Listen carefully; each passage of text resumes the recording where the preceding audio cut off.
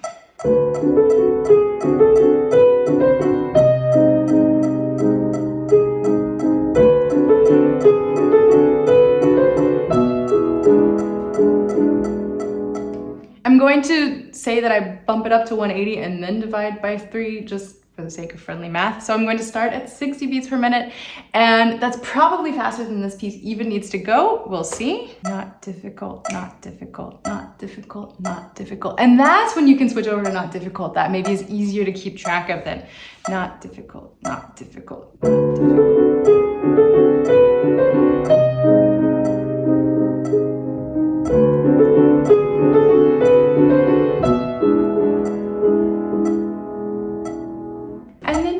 That's all there is to it. So how do you apply this in your practicing?